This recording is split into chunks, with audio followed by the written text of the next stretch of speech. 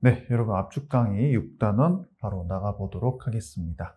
자, 마지막 단원이고요. 6단원은 행정쟁송입니다. 20문제 중에서 5문제에서 6문제나 나오는 매우 비중이 높은 단원이다 라고 여러분들이 알고 계실 것 같고, 행정소송과 행정심판 중에서는 행정소송이 훨씬 많이 나오고 중요하다. 그리고 행정소송에서도 취소소송이 거의 대부분이다라고 여러분들 알고 계실 것 같고, 출제 비중이 이제 두 번째로 돼 있긴 하죠.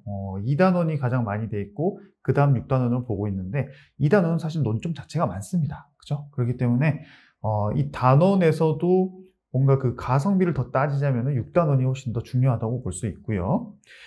특히 이 취소 소송에서도 대상적격 뭘 물어보는 거죠? 소송 요건이죠. 소송 요건 중에 가장 큰 비중이 이제 대상적격이었는데, 그 소송 요건을 모두 갖췄는지, 그래서 이게 소송이 대상이 되냐, 또는 뭐 그 날짜를 어기지 않고 잘 제기했냐, 뭐 관할을 위반하진 않았냐, 이런 애들을 물어보는 게 거의 6단원에서 대부분의 시험 바치다, 논점들이다 라고 보시면 됩니다. 그리고 이제 판례들이 자주 나오는 애들이 계속 자주 나온다 라는 거 역시나 똑같이 반복적으로 말씀드리고 있는 내용이에요. 자, 그러면 행정소송은 이제 항당민기 취무부로 되어 있다. 이거는 이제 특별히 우리가 하프 강의니까 설명을 해드릴 필요는 없을 것 같고요. 349쪽부터 바로 나가보도록 하겠습니다. 자, 행정소송이 뭔지 이거는 여러분들이 읽어보시면 되겠죠. 이런 거 자체를 물어보는 시험은 거의 안 나옵니다. 근데 정말 말도 안 되게 바꿔서 낸다거나 정말 4개 지문 중에 1개 지문 뭐 넣을까 하다가 넣는다거나 그럴 때나 나오는 내용이고요. 그리고 이러한 행정소송은 행정소송법에서 특별한 규정이 없는데도 소송에서 필요한 내용이 있다. 그럴 때는 뭐를 준용한다? 민사소송법 및 민사집행법의 규정을 갖다가 쓴다. 준용이라는 건 갖다 쓴다는 거예요. 그런 내용 하나 기억하시고, 행정소송에서 행정소송의 법의 내용이 있으면 그냥 행정소송법입니다. 근데 이 법에 규정이 없을 때는 이제 민사소송법, 민사집행법, 오케이? 이것만 기억하시면 되고요. 항당민기 취무부, 뭐가 뭔지 이런 거는 제가 설명을 따로 안 드려도 되겠죠? 이거는 너무 기본적인 내용이기 때문에 넘어가도록 합니다. 취무부 역시도 이런 것들이구나 라는 거, 설마 이거를 지금 몰라가지고 설명이 필요하다, 기본 강의부터 꼭 들으셔야 됩니다. 아시겠죠? 자, 행정소송의 한계는 무엇이냐? 모든 경우 다 행정소송이 대상이 되는 것은 아니라고 했어요. 그렇기 때문에 우리가 대상적격부터 하나씩 또 배워나가는 것이겠죠. 자, 사법이 아니라 사법입니다. 사법의 본질에 따른 한계라 그래가지고 추상적 법령의 효력과 해석 관련해가지고 일단 어떤 법령, 그 효력, 그것 자체는 행정소송의 대상이 되지 않습니다. 그렇죠? 우리가 행정소송의 대상이 되려면 행정청이 행한 하나의 행정행위, 즉 처분이 돼야지만이 행정소송의 대상이 되는 게 이제 원칙인데, 어떤 규정 자체만으로는 소송 자체가 대상이 되지 않아요. 하지만 예외적으로 그 법령 자체가 법령을 근거로 한 행정행위 없이도 그 자체적으로 직접적 국민의 권리 의무에 영향을 미칠 때에는 처분적 법규 명령이라 그래가지고 대상이 인정될 수 있다라는 그 내용들 이따가 또 나올 겁니다. 그리고 단순 사실행위는 행정소송이 안 되지만 권력적 사실행위, 그죠? 권력적 사실행위 자체는 처분성이 인정이 된다. 또 반사적 이익은 소송의 대상이 되지 않지만 법률상 이익이 돼야지만이 소송의 대상이 된다라는 거. 객관적 소송은 원칙적으로 안 돼요. 객관적 소송은 내 권익, 내 이익과 관련이 없는 소송이 바로 객관적 소송이죠. 근데 예외적으로 법에서 나와 있는 경우만 되는데 그게 뭐다? 민중소송과 기관소송이다. 항당 민기할 때 그 민기를 말하는 겁니다.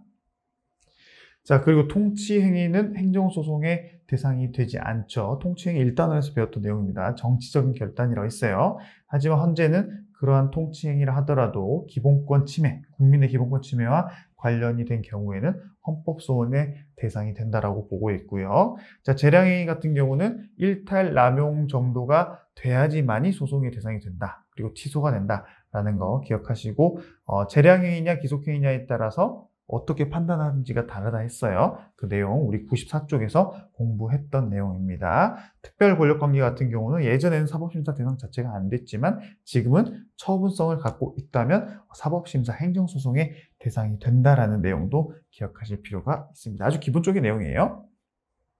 자, 그리고 법정 외 항고소송, 이게 뭐라 했어요? 행정소송법에서 정해놓은 행정소송의 종류들이 있었죠. 항당민기 취무부. 그 외에 의무이행 소송이라든가 예방적 부작위 소송도 할 수가 있냐라고 했을 때 사실 이런 소송들은 이제 학문적인 소송입니다. 학문적. 우리나라에서 실제로 이루어지지는 않고요. 법원에서 뭐 독일이라든가 일본이라든가 그런 외국에서 실질적으로 항당민기 취무부 외에도 이런 소송들이 있기 때문에 이제 학자들이 연구를 한다고 보시면 되고 실질적으로 우리나라에서는 이런 예들은 인정되고 있지 않다. 법원에서 인정하고 있지 않다. 이 정도만 기억하고 넘어가시면 됩니다. 자, 이제 항당민기 취무부에서 항고소송, 그 안에서도 취소소송으로 넘어가도록 하겠습니다. 자, 취소소송이 뭐냐? 아까 본 것처럼 행정청이 어떤 처분을 했는데 그게 위법하기 때문에 그 처분 자체를 취소하거나 변경하는 소송을 의미합니다. 취소소송의 소송물은 뭐냐? 이거는 제가 그대로 이 문장 자체를 암기하려고 했었죠. 취소소송의 소송물은 처분의 위법성 일반이다.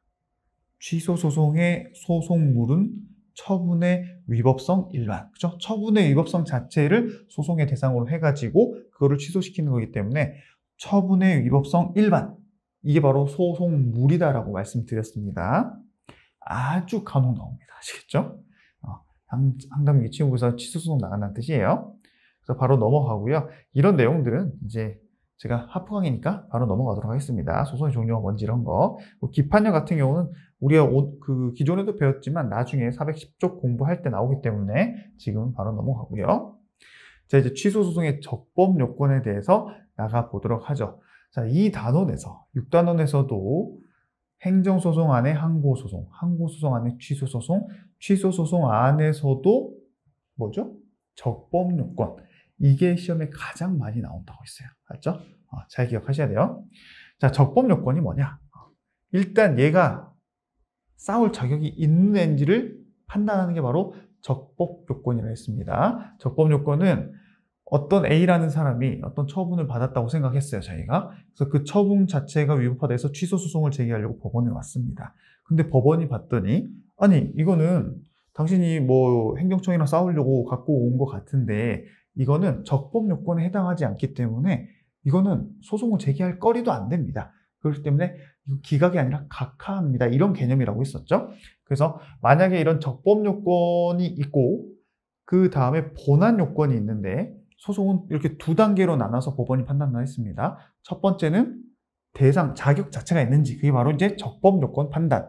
그리고 적법 요건을 판단해서 그래 싸울 자격 있네 라고 하면은 이제 그 뒤에 본안 판단에 들어간다고 했어요. 그래서 이름이 적법 요건 다른 이름이 바로 본안 전 요건이라고 표현합니다. 통과 후에는 본안 판단. 본안 판단은 뭐냐? 싸울 자격이 있는 건 인정. 그러면 어찌됐건 네가 받은 처분이 행정청이 진짜 잘못했냐 아니면 행정청이 잘한 것이냐, 처분의 위법성이 있냐 없냐, 이걸 따지는 게 바로 이제 본안 판단입니다. 그래서 실제로는 실무에서는 본안 판단이 중요하죠. 실무에서는. 그렇죠? 왜냐? 적법 요건은 거의 이제 법조인들이 소송을 제기하기 때문에 적법 요건에 해당하지 않을 건 같은 경우는 법원으로 가지고 오지도 않습니다. 그렇기 때문에 실무에서는 적법 요건은 웬만하면 다 통과가 되고요. 그 다음에 이제 본안 판단이 매우 중요한 논점으로 돼서 치열하게 원고와 피고가 싸우지만 변호인들이, 근데 시험에서는 본안 판단보다는 저 적법 요건이 훨씬 더 중요하고 많이 나온다는 거. 그렇죠? 잘 기억하시고요. 자, 적법 요건을 통과하지 못했다. 얘는 싸울 자격이 없다. 그럴 때는 각하 판결이 내려지고요. 이제 적법 요건이 통과돼가지고 본안에 갔는데 본안을 판단해봤더니 처분의 위법성이 없어요. 즉 원고가 처분청으로부터 받았던 처분은 적법합니다. 그럴 때는 원고가 제기한 소송은 기각된다고 표현하는 거예요. 각하, 기각 차이 잘 기억하시고, 물론 원고가 소송을 제기했을 때 적법 요건도 통과가 되고 실제 위법성도 있다라고 판단이 되면 그때는 이제 인용이 된다라고 표현하는 겁니다. 아시겠죠? 잘 기억하시고, 이러한 적법 요건은 법원의 직권조사 사항이기 때문에 직권조사 사항이라는 것은 직권으로 누군가가 이걸 위반이라고 주장하지 않더라도 법원에서 알아서 판단할 수 있다는 게 바로 직권조사 사항이라는 겁니다. 자, 이러한 적법 요건은 다른 말로 소송 요건이라고도 합니다. 아시겠죠? 소송 요건은 제소 당시, 소를 제기할 그 당시에는 혹시나 한두 가지가 좀 부족하더라도 원래는 이제 부족하면 바로 각하하는 게 원칙이지만 사안에 따라서는 지금은 부족하다 하더라도 소송이 진행되면서 채워질 수 있다면 일단 소송은 시작되는 경우도 있어요. 그럴 때를 대비해서 말하는 거예요. 그 제소 당시에는 요건이 결여되었더라도 사실심 변론 종결시. 자, 우리 1, 2, 3심 중에 1, 2심까지만 사실심이라고 했습니다. 3심은 법률심이라고 했어요. 2심 변론 종결시까지 이 적법요건, 소송요건 부족했던 게 구비되면 오케이. 그리고 당연히 3심까지 갔다면 그 3심인 상고심까지 반드시 소송요건, 적법요건은 다 유지가 되고 있어야 된다라는 내용. 그리고 그게 없어져 버리면 각하된다. 처음부터 각하되거나 나중에 각하되거나 그렇게 된다는 내용 잘 기억하시고요. 자, 이제 적법요건은 당대의 재정관이라는 두 문자로 공부를 한다고 했습니다. 그 중에 오늘 배울 게 이제 대상적격. 당대의 할 때 그 대입니다. 이 대상적격이 적법요건에서도 가장 중요하다. 즉, 6단원을 공부할 때 첫 시간이 가장 중요하고 시험에서도 가장 많이 나오는 부분이다. 라고 여러분들이 생각하시면 됩니다. 자, 대상적격이 뭐예요? 대상적격은 A라는 사람이 어떤 행정청으로부터 어떤 통보를 받았어요. 근데 그 통보 내용이 처분이냐 아니냐에 따라서 취소 소송의 대상이 되냐 아니냐가 갈려진다 했습니다. 그때 바로 그게 바로 처분 등을 대상으로 한다라는 그 행정소송법 조문에 의해서 그럼 처분이 뭐냐? 행정청이 나한테 어떤 통보를 했다고 전부 다 처분이 되는 건 아니에요. 처분의 사전적 뜻은 일단 행정청이 어떤 처분을 내려야 되고요. 그죠? 나한테 불이익하다 하더라도 행정청이 아닌 그냥 단순 사설기관이나 사설회사에서 나한테 처분을 내렸다고 하면 그거는 여기서 행정소송에서 다툴 처분이 아닙니다. 그건 민사로 다투거나 다른 방법으로 찾아야 되는 거예요. 그래서 행정청이 행하는 또 구체적 사실에 관한 법 집행이어야 되고요. 그것이 바로 공권력의 행사 또는 거부하는 행사여야 된다. 그죠? 거부 처분이죠. 그리고 그 밖에 이에 준한다는 것은 이 1번부터 4번과 비슷하다라는 뜻이죠. 이에 준하는 행정작용, 그리고 이제 행정심판에 대한 재결을 바로 여기서 말하는 처분이라고 표현하는 겁니다. 아시겠죠? 그거에 대해서 오늘 한 가지 1번, 2번, 3번 관련 논점, 관련 판례들에 대해서 공부를 하는 거죠. 자, 처분이 그럼 성립되려면 어떤 개념들이 필요하냐를 먼저 잠깐 보고 가자면 행정청이 아직 외부적으로 어떤 통보를 안 했어요. 내부적으로 자기들끼리 이렇게 하기로 좀 결정해야겠다. 이런 내부적인 있을 때는 당사자는 그 내용을 알 수가 없겠죠. 본인이 통보를 못 받았으니까. 그렇기 때문에 외부에 표시가 돼야 되고요. 외부에 표시가 되면 행정청이 마음대로 그 처분을 바꿀 수가 있어요? 없어요? 안 되죠. 불가 변경이 있기 때문에. 그래서 표시가 되어가지고 행정청이 자유롭게 취소 처리할 수 없는 구속을 받게 되는 시점에 바로 그 처분이라는 것이 성립이 된다라는 겁니다. 그 성립 여부는 행정청이 행정의사를 공식적인 방법으로 우리 행정절차법처럼 실제로 통지를 해야 되죠. 그런 공식적인 방법으로 외부에 표시를 했는지를 기준으로 판단을 하고요. 법무장관이 입국 금지 결정을 했어요. 근데 이를 누군가한테 그 입국 금지 결정을 했다면 못 들어오는 사람한테 통지를 해야 되는데 통지를 안 하고 내부적인 자기네들끼리 전산망에다만 입력을 했어요. 통보를 안 했죠. 그럼 당연히 이건 처분에 해당하지 않는 겁니다. 아시겠죠? 아직 처분 자체가 성립이 안 됐다라고 보시면 돼요. 그런 내용이라고 보시면 되고 실질적으로 이제 처분이라 하는 것 자체는 밑에서 나와 있는 것처럼 특정 사항에 대해서 법규에 관한 권리의 설정 또는 의무의 부담을 말한 것으로 쉽게 말하면 어떤 사람에게 구체적으로 법적인 영향을 미쳐야지만이 처분성이 발생하는 겁니다. 아시겠죠? 그 내용들이 여기 나와 있는 거예요. 자, 첫 번째는 이제 행정청의 행위입니다. 우리 아까 본 것처럼 행정청이 해야지 의미가 있지. 사설기관이 하는 것은 여기서 말하는 처분성이 처분에 해당하지 않는다라고 했어요. 자, 그러면 행정청이라는 거는 이제 우리가 알고 있듯이 국가나 지자체가 대표적인 행정청의 이제 종류 중에 하나라고 볼 수 있는데 일반 사인도 그럼 행정청이 될 수 있냐라고 했을 때 단순한 사인이 나한테 불이익한 처분한 건 당연히 처분성이 없죠. 하지만 그 사인이 법령에 의해서 행정청의 권한을 위탁받아서 행사하는 그런 사인이라면 그럴 때는 그 사람이 행한 어떤 행위도 처분성이 인정될 수 있다라는 겁니다. 그게 바로 공무수탁 사인이라고 했었어요. 1단원에서 배웠던 내용이고요. 자, 그리고 지방의회 의장에 대해서 지방의회가 불신임 의결을 했다라고 했을 때에는 원래 지방의회 자체는 행정청이 아니지만 예외적으로 이럴 때에는 행정소송의 대상이 되고 피고는 지방의회가 된다라고 설명을 드렸었습니다. 그 내용이 이제 지방자치법과 관련된 그 법률 규정에 의해서 이렇게 연결이 된다라고 말씀을 드렸고요. 그렇죠? 그 다음에 그럼 국회의원은 어떻게 되나요? 지방의회는 이렇게 되면은 지방의원이나 지방의장이 지방의회를 상대로 해가지고 행정소송을 제기할 수 있죠. 취소소송. 하지만 국회의원 같은 경우는 국회에서 징계를 한다 하더라도 취소소송을 제기할 수 없다라고 했습니다. 그 이유는 헌법에서 저렇게 행정소송을 제기할 수 없다라고 딱 정해놨기 때문이에요. 그래서 여러분들이 지방의회랑 국회를 구분해가지고 취소소송의 대상이 되냐 안 되냐 구분을 꼭 해서 암기를 하시기 바랍니다.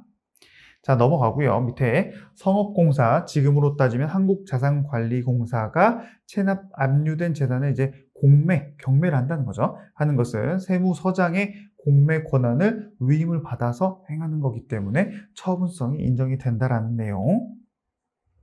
그럼 처분성이 안 되는 대표적인 예는 뭐냐? 바로 한국마사회. 우리 말 있죠, 말? 레츠런파크. 그 말과 관련돼 있어서 한국마사회가 그 말을 타시는 분들이 기수분들 아닙니까? 조교사 또는 그 기수의 면허를 부여하거나 줬던 걸 뺏는 취소하는 것은 행정청의 권한을 행사하는 것이 아니라 일반 사법상의 법률 관계에서 이루어지는 단체 내부에서의 징계 내지 제재 처분이기 때문에 이럴 때는 처분성이 없어서 취소소송 제기가 안 됩니다. 한국마사회 취소소송의 대상인 처분성이 없다. 요것만 기억하시면 됩니다. 한국마사회라는 이 5글자는 이 부분 말고는 우리 행정법 총론에서 나오지가 않습니다. 아시겠죠?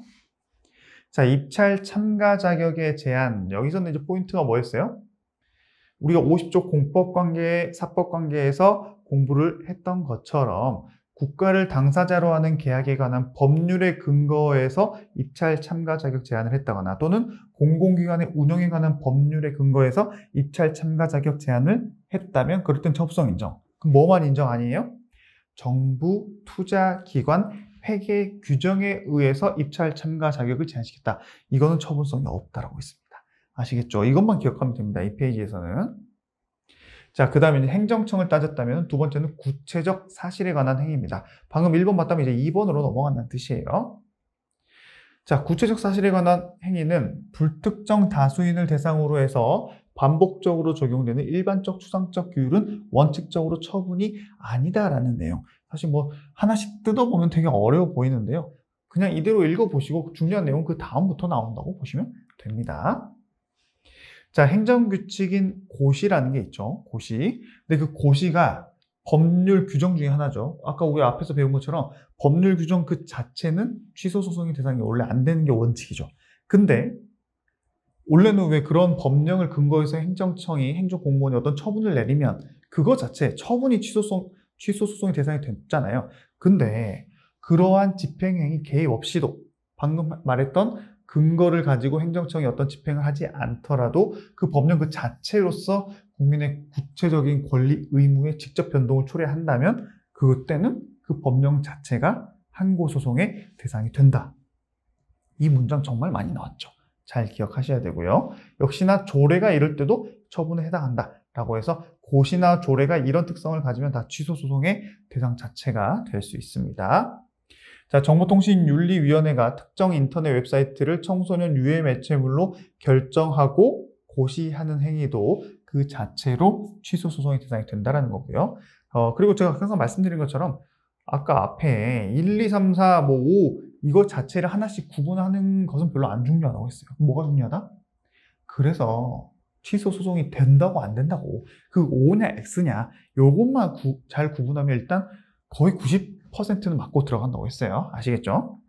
그래서 실질적으로 이 1, 2, 3, 4가 판례들이 많이 좀 겹친다고 했습니다. 그렇죠? 잘 기억하시고 그 다음 보건복지부 고시 중에서 약제급여, 비급여 목록 또는 급여 상한 금액표 자체도 그 자체 규정만으로 법률 관계를 직접 규율하기 때문에 소송의 대상이 된다라고 했습니다. 이 약제급여, 비급여 이게 뭐냐 이거를 지금 모른다면 기본 강의로 꼭 한번 좀 보실 필요는 있어요.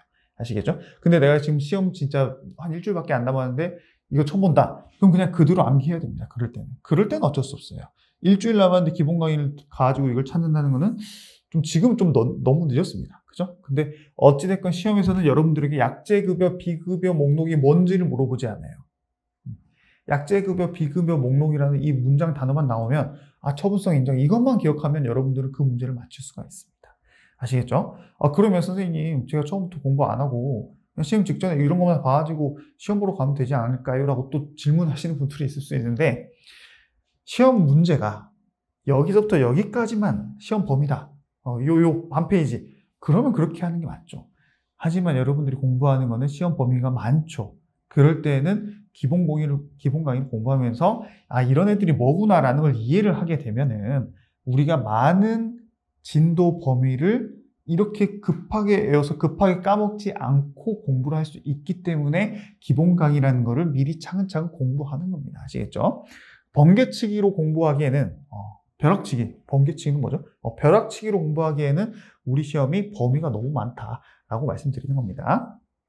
자, 국토교통부 내부 지침에 의해서 항공 노선에 대한 운수권 배분 처분은 항공사에게 있어서는 상당히 매우 치명적인, 내가 대한항공인데 미국 워싱턴으로 가는 비행기 노선을 받았다가 갑자기 그거를 없애버린다. 그러면 워싱턴을 감으로써 돈을 버는 돈이 엄청 많았을 텐데 그게 이제 없어져 버리면 상당히 불이익을 많이 받겠죠. 그렇기 때문에 처분성이 인정이 되는 겁니다.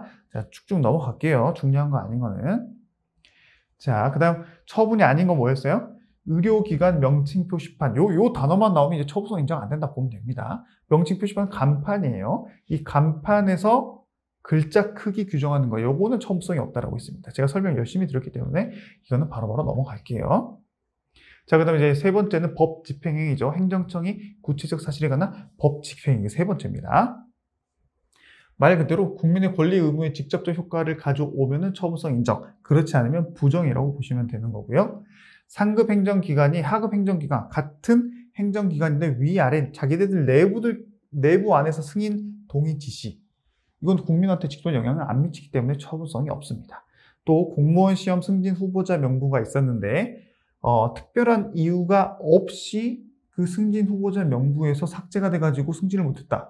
그럴 때는 처분성이 인정될 수 있겠지만 그 사람이 옛날 징계 처분을 받은 적이 있어가지고 그 징계 처분을 받으면 승진이 안 된다라는 규정이 또 따로 있었겠죠. 그런 사람 같은 경우는 당연히 시험 승진 후보자 명부에서 삭제되는 게 당연하죠. 그렇기 때문에 이럴 때는 항고소송의 대상이 처분이 아예 안 된다라는 내용입니다. 근데 비교해가지고 교장 선생님 승진 후보자 같은 경우는 이런 이유도 없었는데 승진 후보자 명부에서 삭제당했다. 그럴 때는 항고소송이 대상이 된다라는 거 기억하시고요. 또 공정거래위원회가 고발 조치, 검찰에 고발 조치하는 것도 취소 소송의 대상이 안 된다라고 했어요. 왜냐하면 고발 조치만으로 어떤 처분이 내려지는 게 아니라 고발 조치는 공정거래위원회라는 하나의 행정기관과 검찰이라는 행정기관의 서로 내부적인 하나의 절차죠. 프로세스죠. 그렇기 때문에 처분성이 없다고 했고요. 국세기본법에 따른 과세관청이 국세 환급을 하기로 결정하는 것 자체도 이건 내부적 사무 절차입니다. 그 처분 자체를 내린 게 아니에요. 당사자에게. 그렇기 때문에 처분성이 없는 것들에 대해서 쭉쭉 봤고요. 또 병역법상 우리 병무청 가보신 분들은 아시겠지만 군의관이 여러분들에게 신체 등위가 몇 등급인지 판정하는 그 자체만으로는 처분성이 없습니다. 왜냐? 그걸 근거해가지고 병무청장이 현역으로 가세요? 아니면 공익으로 가세요? 이렇게 나눠줘야지만이 구체적 의무가 발생하는 거지. 단순히 군의관이 신체 등위 판정하는 거는 그 군의관 자체가 행정공무원도 아니고요. 그렇죠? 그렇기 때문에 처분성이 없다고 봤고요. 또 교육부 장관이 내신 성적 산정 기준의 전국적 통일을 위해서 시도 교육감에게 대학 입시 기본 계획 내에 내신 성적 산정 지침을 전국적으로 뿌린 것은 처분성이 없다라고 했습니다. 이거는 이 지침 자체만으로는 학생들에게 구체적인 권리나 또 의무를 부과하는 것이 아니죠. 그렇기 때문에 처분성이 없다라는 거. 그리고 뭐 이런 거는 여러분들 쭉 읽어보시면 됩니다.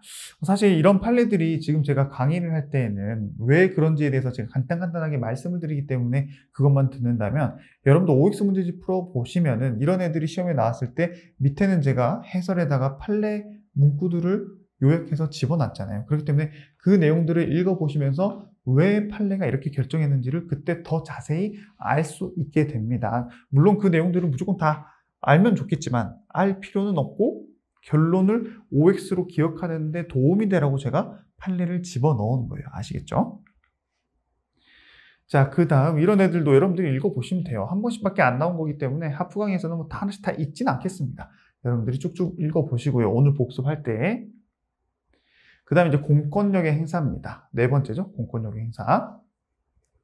말 그대로 권력성이라는 거는 상당히 약간 명령적이라는 그런 의미라고 보시면 돼요. 그래서 단순히 공법상 계약은 대등한 당사자의 지위로서 체결하는 계약이죠. 그런 것들은 처분성이 없다. 그리고 사법상 행위 당연히 처분성이 없습니다. 자, 병무청장이 병역 의무를 기피하는 사람들을 리스트를 뽑아가지고 인적사항 등을 홈페이지에 올렸습니다. 그러면 홈페이지에 이름이 떠 있는 사람들은 상당히 창피하겠죠. 그리고 그 자체로서 자신의 뭔가 그 권리가 인격권 같은 게 침해됐다고 볼 수가 있겠죠. 그렇기 때문에 그 병무청장의 공개 결정은 항고소송의 대상이 되는 행정처분에 해당하는 겁니다.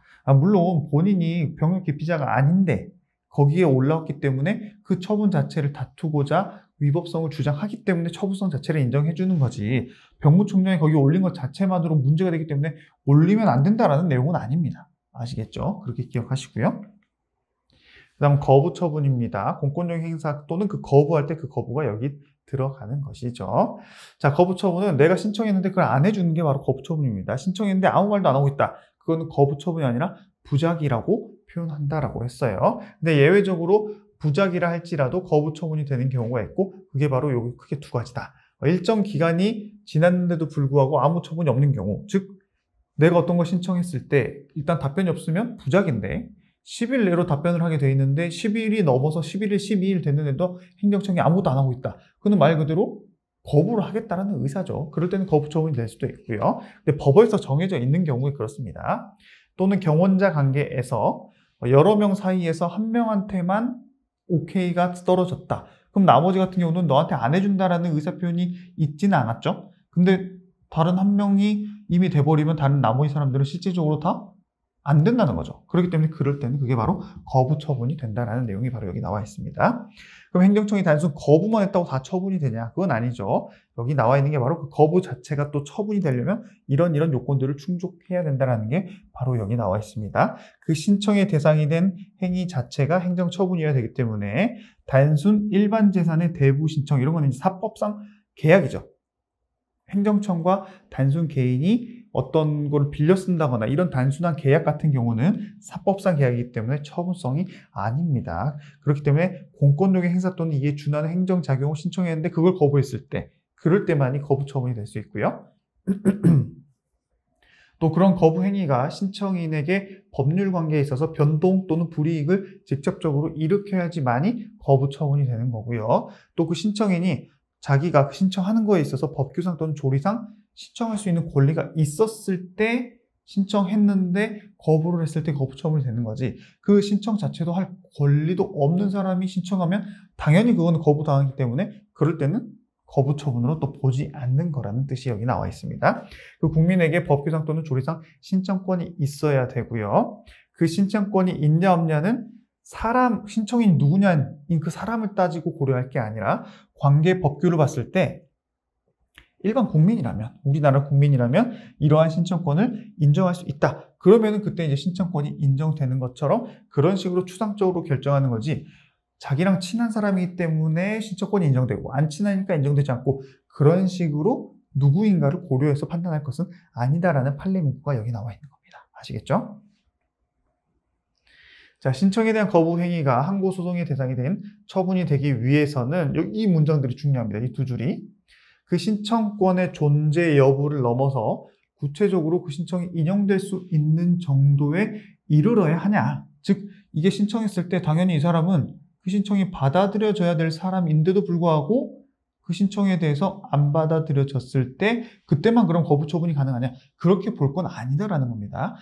왜냐하면 신청이 받아들여지냐 안 받아들여지냐 그 자체는 나중에 본안으로 가서 지금 적법 요건이죠. 적법 요건 통과하고 나서 본안 가서 그런 걸 판단해야지. 지금은 이런 것이 있다고 해서 판단하고 말고 할 게 아니다. 라는 내용이 이 문구가 이렇게 되어 있는 거예요. 아시겠죠? 그래서 이 문구와 이 문구를 쭉쭉 읽어보시면 이해할 수가 있고 문장 그 자체 그대로 나옵니다. 시험에서는.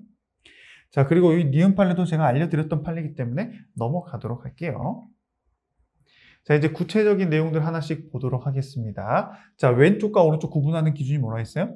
이미 어떤 직업을 갖고 있어서 일을 해왔다거나 또는 거의 다 돼가지고 내가 합격을 할 뻔했는데 미끄러졌다. 그럴 때는 처분성이 인정되지만 단순히 내가 여러분들이 공무원 시험에 응시해가지고 공무원 시험에서 합격하지 못했어요. 여러분들은 그럴 리 없겠지만 A라는 사람이 그랬다고 봅시다. 자, 그랬을 때 그 A라는 사람이 시험을 못 봐서 떨어졌는데 내가 임용을 하고 싶어서 신청했는데 거부당한 거죠. 그랬을 때 내가 왜 떨어졌는지 그 거부 처분이 처분성이 인정돼서 소송으로 다툴 수가 있습니까? 없습니다. 그런 내용들이 여기 나와 있는 거예요. 아시겠죠? 그래서 왼쪽부터 보면 기간제로 이미 임용이 돼가지고 일을 하고 있던 선생님이 있었는데 그 임용 기간이 거의 끝나가가지고 이미 일을 하고 있었어요. 끝났을 때 재임용을 안 해준다고 했을 때 그 재임용 거부에 대해서 소송을 제기할 수 있냐? 처분성이 인정돼서 할 수 있다. 그리고 기간제로 임용된 국공립대학 조교수도 마찬가지입니다. 또 대학에서 총장을 여러 명을 추천해가지고 복수의 총장 후보들 중에서 일부를 그중에 한 명을 빼가지고 임용을 안 시켜줘 버렸다. 그럴 때는 거의 다 될 뻔한 사람이기 때문에 처분성이 인정되고요. 우리 174페이지에서 처분의 이유 제시를 그럼 어느 정도까지 해줘야 되냐 이거에 대해서 잠깐 공부한 적도 있습니다. 또 유일한 면접 대상자 거의 다 될 뻔했죠. 근데 그 사람이 떨어졌다. 그럴 때 당연히 취소 소송이 대상이 되는 거부 처분성 인정이 되고요. 또 인터넷 포털 사이트에서 여러분들의 주민등록번호가 유출돼 가지고 내가 불이익을 입었다. 근데 그게 한 번만 유출만 돼도 계속 그게 팔리고 또 팔려가지고 계속 피해를 입을 수 있겠죠. 그렇기 때문에 내가 주민번호를 바꿔달라고 구청장에게 신청을 했는데 그걸 안 해줬다. 당연히 처분성 인정이 되고요. 자, 부정되는 거는 법률에 의해서 당연히 퇴직하게 된 공무원에게 그 행정청이 이제 퇴직하시면 퇴직 당할 겁니다. 라고 했어요. 그럼 그 퇴직 자체가 행정청이 내린 결정입니까? 아니죠. 법률의 규정에 의해서 이미 결정된 걸 통보만 하는 거죠. 그렇기 때문에 그럴 때는 처분성이 없다. 또 국공립대학 교원 지원자. 여러분들이 시험을 준비해서 국가공무원 또는 지방공무원에 지원을 하는 것처럼 지원했다 그냥 떨어졌어요. 이미 여러분들이 공무원이 돼서 일을 하고 있다는 것도 아니었고 거의 다 될 뻔도 아니었을 때에는 처분성이 없다라는 거. 이런 것들 다 비슷합니다. 그리고 토지대장상의 소유자 변경 같은 경우는 토지대장에서 소유자 명의가 변경된다고 실질적으로 소유권이 바뀌는 게 아니라고 했었죠. 그거는 부동산 등기부등본에 소유자가 바뀌어야지 효력이 발생한다 했습니다. 그렇기 때문에 토지대장에서 이름 바꿔달랬는데 안 바꿔줬다. 그거는 거부 처분이 아니라고 했어요. 그거랑 비교할 것들이 저 왼쪽에 있는 것들이죠. 지적공부소관청의 지목 변경, 그 땅의 목적을 바꿔달라고 하는 거. 이거는 그거 자체가 안 받아들여지면 그 토지주에게는 상당히 큰 피해를 입을 수 있기 때문에 처분성 인정된다는 거. 그 밑에 애들도 다 그런 하나의 그 이유들로 다 처분성이 인정되는 거고요. 쭉쭉 내려가서 특별히 중요한 내용은 보이지는 않고요. 제가 같이 봤던 것들 위주로 여러분들이 읽어보시면 됩니다. 여기도 마찬가지고 여기도 마찬가지인데 이 제소기간이 이미 도과해가지고 더 이상 불가쟁력이 생긴 행정처분 같은 경우는 원래 기존 판례들만 봤을 때는 그걸 다른 처분으로 변경해달라고 해서 변경을 안 해주면 무조건 거부 처분의 대상이 안 되는 게 원칙이었죠. 근데 우리가 128조 불가쟁력 공부하면서 이제 행정기본법 제37조 처분에 재심사할 수 있는 하나의 규정이 생김으로써 이 판례는 약간 좀 애매해질 수 있다라고 제가 말씀을 드렸던 거 기억하시면 되고요. 왼쪽 15번, 16번 같은 경우도 우리가 행정계획 공부했을 때 다 배웠던 판례들입니다. 또 18번 국방전력발전 업무 훈령에 따라서 훈령입니다. 연구개발 확인서를 발급해주거나 또는 발급하는 것을 거부했을 때는 거부 처분성이 인정이 된다라고 했고요. 또 이쪽도 여러분들 그냥 쭉 읽어보시는 걸로 충분합니다. 아까 우리 앞에서 봤던 그냥 단순히 다 될 뻔한 게 아닌데 그냥 특별 채용에 지원했다가 채용이 안 됐다. 그럴 때는 그거 자체로 거부 처분이 인정이 안 돼서 취소 소송의 대상이 되지 않는다라는 내용이랑 거의 동일하죠. 자, 그리고 이제 거부 처분이 여러 번 반복됐다. 그랬을 때는 그 반복된 거부 처분 하나하나가 전부 다 처분성이 인정이 된다라고 했어요. 근데 우리가 계고, 독촉 이런 애들 있죠. 그죠? 요거 우리 앞에 그 앞단원에서 배웠던 것들 아닙니까? 4단원에서. 요런 애들은 개통실비하고 도감매청할 때 그 맨 첫 번째 것들입니다. 요런 애들은 반복된다고 해서 그 반복된 것 자체가 다 처분성이 인정되냐? 그렇지 않는다고 했습니다. 최초의 계고, 최초의 독촉만이 처분성이 인정이 된다라고 했었어요. 자, 그 다음 이제 5번입니다. 그 밖에 이에 준하는 행정작용들에 대해서 공부를 하도록 합시다. 자, 아까 앞에서 본 거랑 비슷합니다. 그렇죠? 그 집행액이 매개 없이 그 자체로서 직접적으로 국민의 권리, 의무나 법률 관계를 규율하는 바로 처분적 행정 입법 예들. 그게 바로 처분적 명령, 처분 규칙, 처분적 조례라고 표현한다고 했습니다. 사실 앞이랑 많이 겹칠 거예요. 지금부터 보는 것들은. 그래서 처분성 긍정하는 것들 아까 봤죠? 보건복지부 고시인 약제급의 비급의 목록, 또 두밀분교라는 어떤 학교를 폐지하는 경기도의 조례가 있는데 그 조례 자체만으로, 그죠? 그 조례 자체만으로 권리, 의무에 직접적인 영향을 미치기 때문에 처분성이 인정이 되는 거고요. 항정신병 치료제, 요양급여 인정 기준에 관한 보건복지부 고시도 마찬가지입니다. 자, 그리고 진료 과목 글자 크기 제한하는 아까 간판 기억나시죠? 여기 또 나와 있고요. 또 행정계획과 관련해서 토지거래 허가구역 지정해버리는 거, 그 동네 주민들에게 또는 소유주들에게는 직접적인 영향을 미치기 때문에 당연히 처분성 인정되고요. 도시관리계획 결정, 관리처분계획, 또 확정된 사업을 시행하는 계획도 다 처분성이 인정됐습니다. 부정되는 것들은 기본 또는 마스터플랜, 또 혁신도시 입지 선정행위, 이것도 시험에 많이 나와요. 혁신도시로 선정을 한다. 이거 자체는 처분성이 없습니다. 여러분들이 공부하는 행정법 총론에서 도지사가 혁신도시 입지로 선정했다. 이게 여기밖에 안 나옵니다. 처분성이 없다. 이것만 기억하시면 돼요. 그 다음에 일반 처분이라 그래가지고 그 대상자를 어떤 A라는 사람 딱 특정은 아니지만 불특정 다수인 상태로 하지만 어찌됐건 일륜적이고 구체적으로 규율한다면 처분에 해당할 수 있고 대표적인 예 이 두 가지만 암기하시면 됩니다. 지방경찰청장이 횡단보도를 설치해가지고 거기 지나가려는 사람들의 보행자들의 통행 방법을 규제하고 있죠. 그죠? 횡단보도로만 건너야 되기 때문에 처분성이고요. 청소년 유해 매체물 결정 및 고시처분. 이것도 아까 봤던 애죠. 그죠? 넘어갑니다. 그 다음 사실행위 같은 경우는 아까 초반에 말씀드린 것처럼 권력적 사실행위면 처분성 인정, 비권력적이면 인정되지 않는다고 했습니다. 그래서 처분성 인정되는 것들, 교도소장이 수용자 접견할 때 교도관 참여 대상자로 지정한 경우 너무 당연히 처분성 인정되고요. 공정거래위원회가 표준약관을 반드시 사용하라고 권장하는데 그걸 권장한 거를 사용하지 않았다. 처분성이 인정이 됩니다. 왜냐하면 이 권장 행위 자체가 처분성이 인정되는 거예요. 왜냐하면 권장한 약관이나 계약서를 사용하지 않으면 그 자체로 또 과태료가 나올 수 있기 때문에 이 권장 행위 자체가 처분성이 인정된다. 또는 전기나 물을 직접 끊어버리는 그 처분 자체는 처분성 인정. 하지만 여기서 말한 것처럼 요청을 한다거나 이런 거는 처분성이 인정이 안 된다라고 우리가 이 사실행위와 행정지도에서 다 봤던 판례들입니다. 아시겠죠? 이것도 마찬가지고 한번 읽어보시고요. 자, 통지와 관련된 것들에 대해서도 우리가 앞에서 공부했던 내용들이 많이 나옵니다. 자, 소득금액 변동 통지를 원천 징수 의무자인 법인에 대해서 하게 되면 처분성 인정되지만 그 법인 안에 근무하는 그 직원에게 했다면 변동 통지가 처분성이 인정 안 된다라고 했었죠. 그 설명하는 그림이 바로 이거였죠. 그렇죠? 이 그림을 이해를 못 하신다면 곤란합니다. 6단원 와서 잘 기억하시고 기본 강의 때 열심히 설명드리기 때문에 지금은 결론 위주로 바로바로 넘어가도록 할게요. 자, 그 다음 왼쪽 분담금 납부 통지 이런 것들도 제가 설명드렸던 것들이고요. 이런 것들은 사실 눈으로만 읽어보시면 되고 또 공정거래위원회가 많이 나오는데 이제 부당한 공동행위를 여러 명이서 저질러가지고 과태료를 부과를 해야 되는데 그 나쁜 여러 사람들 중에 한 사람이 자진신고를 했다. 그럼 좀 깎아줘야 되거든요. 규정에 의해서. 근데 안 깎아줬다라고 했을 때는 그 자체가 처분성이 인정될 수 있습니다. 잘 기억하시고요. 아까 앞에서 본 것처럼 당연퇴직 사유, 또 법에서 정해진 퇴직 사유에서 퇴직을 알리는 것들, 이런 것들은 처분성이 없다라고 했어요. 자, 아까 봤던 애들 그대로 또 나오고 있고요. 조달청이 각 주식회사 등과 레미콘 연단 단가 계약을 체결했는데 나중에 봤더니 이게 중소기업을 지원해 주기로 했는데 실제적으로 중소기업이 아닌 것이 밝혀졌다. 그래서 지원을 끊었다. 이런 것들은 당연히 처분성이 인정이 된다라고 했고, 시험에 자주 나오진 않고 제가 설명을 그때 열심히 드렸던 게 기억이 나네요. 또 이런 것들도 여러분들이 쭉쭉 읽어보시면 처분성이 없는 것들 그렇게 보시면 됩니다. 특별히 중요한 내용은 별로 없어요. 그렇죠?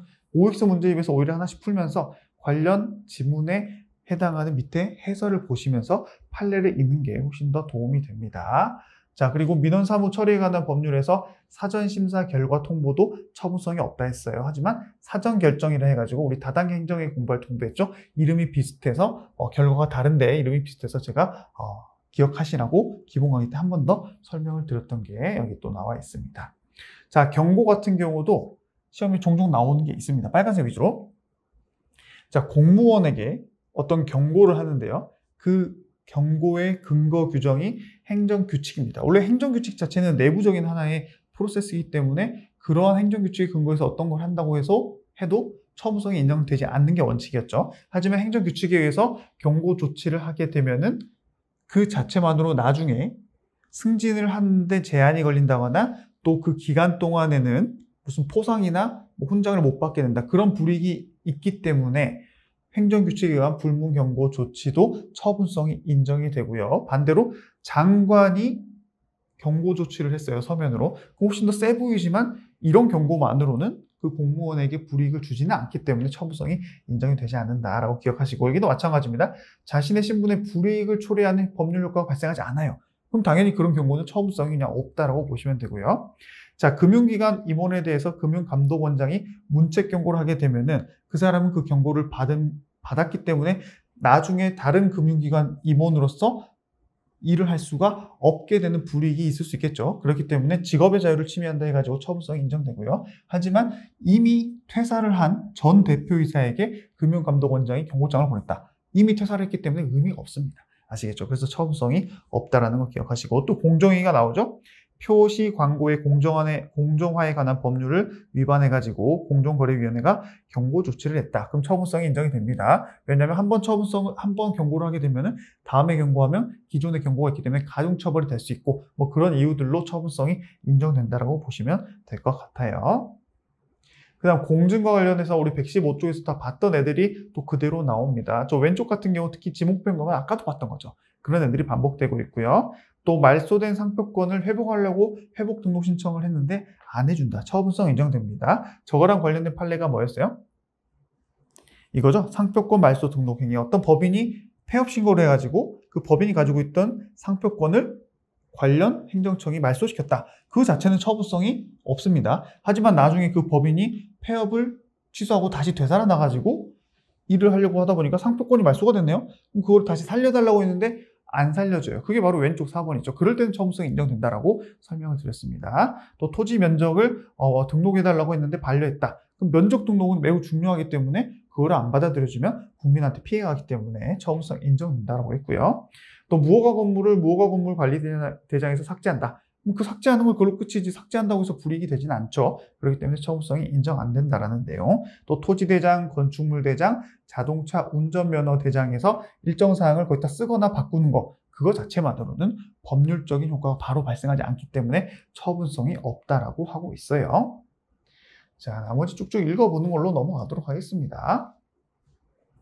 자, 공시지가를 결정하는 것 자체만으로도 처분성이 인정된다는 거 기억하시고요. 부관 같은 경우는 조기철 부배 중에 부담만이 처분성이 인정된다라고 했습니다. 자, 확약은 처분성이 인정이 안 돼요. 어업권 면허에 선행하는 우선순위 결정. 우리 147페이지에서도 공부했던 내용들입니다. 또 행정소송 이외에 관련 법령을 봤더니 특별하게 억울하게 되면은 특별한 불복 절차가 따로 마련이 돼 있다. 그럴 때도 행정소송의 대상이 되지 않습니다. 대표적인 예가 과태료 부과처분. 그렇죠? 우리 과태료 재판 따로 있었죠. 그리고 통고처분도 마찬가지. 검사가 어떤 범죄자를 기소하지 않기로 하는 불기소 처분 또는 기소, 공소제의가 바로 기소한다는 거예요. 그런 것들도 다 다투려면은 실제로 행정소송이 아니라 검찰이라던가 형사소송과 관련된 법이 따로 마련되어 있기 때문에 그 절차로 다투라 라고 보시면 되고요.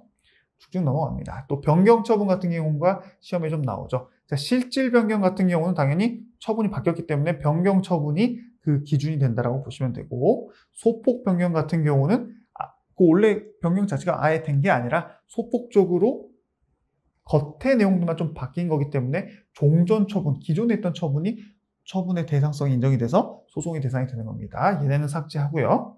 또 당초 처분의 내용 중 일부 폭만을 소폭 변경하는 것도 역시나 당초 처분이 소송의 대상이 된다고 했어요. 근데 이거보다 더 중요한 건 뭐였어요?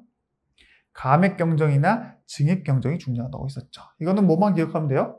깎이면 원래 거, 늘면 뒤에 거만 구분해서 여러분들이 기억하시면 된다라고 했습니다. 이거 바로 넘어갈게요. 아시겠죠? 깎이면 원래 거가 소송의 대상, 늘면 뒤에 거가 소송의 대상. 왜냐? 늘면은 원래 거를 포함한 거고, 깎이면 원래 있던 게 깎여서 그냥 그 깎인 거 기준으로 중요하기 때문에 깎이면 원래 거, 늘면 뒤에 거. 아시겠죠? 이거 꼭 기억하세요. 바로바로 맞출 수가 있습니다. 자, 기타 이제 거의 다 왔습니다, 여러분. 자, 지방직 계약 공무원에 대해서 보수를 깎았다, 월급을 깎았다. 자, 여러분, 월급을 깎는 것 자체는 여러분들이 나중에 일을 하시는 공무원으로서 상당히 민감하고 억울할 수 있겠죠? 처분성 인정해 줍니다.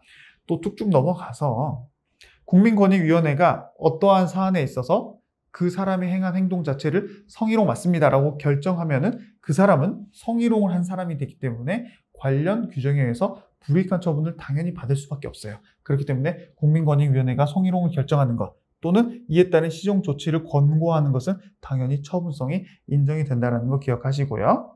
처분성 부정되는 것은 이제 법령 개정으로 인해서 퇴직연금을 일부 금액을 줄인다. 물론 이제 돈이 줄어드는 것은 왼쪽이랑 비슷하지만 저 지방직 계약 공무원 같은 경우는 행정청이 어떤 결정이나 처분을 내려서 내부적인 결정의 결과로서 처분을 내렸다면 이거는 법령 개정으로 인해서 행정청이 어떤 결정을 내린 게 아니라 그냥 법령이 바뀌었기 때문에 자동적으로 어떤 통보를 하는 겁니다. 그렇기 때문에 처분성이 없고요. 아까도 나왔죠. 시도지사의 혁신도시 최종 입지 선정. 그냥 이거 나오면 처분성이 없다라고 보시면 됩니다. 조교사 또 나왔죠. 한국마사회 계속 나오고 있습니다. 나온 것들이. 자, 과세관청이 세무조사를 하기로 결정을 했다. 그러면 세무조사하기로 된 회사 입장에서는 앞으로 세무서 공무원이 나와서 물어보면 대답도 해야 되고 또 관련 계좌도 오픈도 당할 수 있고 상당히 권력적이죠. 그렇기 때문에 처분성이 인정이 되고요. 행정청이 내인가를 한 다음에 취소하는 것은 실질적으로 인가를 안 해주겠다라는 거부 처분이기 때문에 처분성이 인정이 됩니다. 쭉쭉 아까 봤던 판례들 9번도 봤고요. 10번도 읽어보시면 되고요. 국세징수법상 가상금 또는 중과상금을 단순 고지하는 것은 처분성이 없다고 했고 대신에 안 냈더니 독촉을 하는 것은 처분성이 인정된다라고 했어요. 잘 기억하시고 자, 행정청이 택시 회사들에게 차를 줄이라는 직권 감차 명령을 했습니다. 그럼 택시 회사 입장에서는 돈을 그만큼 못 벌게 되기 때문에 처분성이 인정된다라고 보시면 되고요. 산업단지관리공단이 입주 변경 계약을 취소해 버리면은 그 입주하려고 준비해왔던 업체 입장에서는 상당히 권력적으로 침해를 받게 되겠죠. 경제적으로. 그렇기 때문에 처분성이 인정된다라고 기억하시면 되고 쭉쭉 다 넘어가도록 하겠습니다.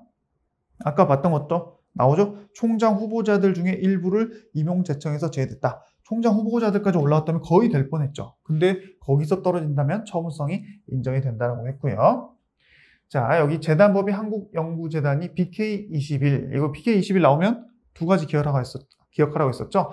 협약을 해지하는 통보 자체는 처분성이 있지만 그 연구팀장인 어떤 사람에 대해서 대학에게 자체 징계하세요 라고 요구하는 것은 처분성이 없다고 있습니다. 그 두 가지만 잘 기억하시면 되고요. 쭉쭉 넘어가죠. 감사원 판례도 여러분들 읽어보시면 다 기억할 수 있는 판례들입니다. 자, 조달청이 전자조달 시스템인 나라장터 종합쇼핑몰에 대해서 거래 정지 조치를 했다. 처분성 인정됩니다. 사실 그 나라장터 종합쇼핑몰이라는 이 단어만 나와도 처분성 인정, 이것만 기억하셔도 될 정도고요. 또 지방법무사회가 채용 승인을 거부했다라고 했을 때는 그 채용 승인을 취소하는 조치 역시도 처분성이 다 인정이 된다라는 거 기억하시고 아까 봤던 거죠. 운전면허 행정처분 처리대장에서 벌점을 배점 또 거기서 뭔가 바꿨다. 그 자체만으로는 법률적인 효과가 발생하지 않기 때문에 취소 소송이 대상이 안 된다. 또 해양수산부 장관이 항만의 이름을 A 항만이라 했다가 B 항만으로 이름을 바꿨다. 그 바꾼 것만으로는 국민에게 구체적인 권리 의무가 발생하지 않기 때문에 처분성이 부정이 되는 거죠. 자, 저 왼쪽도 여러분들이 쭉쭉 읽어보시면 됩니다. 그중에 시험에 좀 나오는 애들은 지자체장이 민간 투자 사업을 이제 추진하는 과정에서 어떤 회사를 우선 협상자로 선정해요. 우선 협상자가 되면 상당히 큰 메리트가 있겠죠. 그렇기 때문에 그 행위 자체도 처분성이 있고 또는 우선 협상자로 선정을 했다가 그걸 취소해버려요. 그 자체도 당연히 이제 불이익을 받기 때문에 두 개 다 처분성이 인정이 됩니다. 근데 이 두 개 중에 우선 협상자로 선정하는 거는 처분성이 없고 그거를 취소하는 건 있다. 이러면 이제 틀리게 되는 거예요. 두 개 다 처분성이 있다는 거 잘 기억하시고요. 아까 우리 배운 것처럼 거래 제한 조치는 어떤 것만 빼고 전부 다 처분성이 있다? 정부 투자기관 회계 규정에 근거해서 이 처분을 내렸을 때만 처분성이 없고 나머지는 다 처분성이 있다라고 했습니다. 자, 그렇게 해서 오늘 내용을 마무리하면 되겠죠. 자, 여러분 6단원 들어왔어요. 6단원에서도 오늘 내용이 제일 중요한 내용들이 많이 축약이 되어 있다라고 제가 계속 반복해서 말씀드리고 있습니다. 잘 기억하시면서 오늘 배운 내용들 반드시 복습하시고 OX 문제집 해당 페이지 꼭 찾아서 혼자 먼저 풀어보시고 나중에 강의를 듣거나 해설을 꼭 보시라는 말씀을 드리면서 오늘 강의를 마무리해 보도록 하겠습니다. 여러분 오늘도 고생 많으셨고요. 저는 오늘도 내일도 더욱더 좋은 강의, 쉬운 강의를 위해서 최선을 다하겠습니다. 여러분 감사합니다.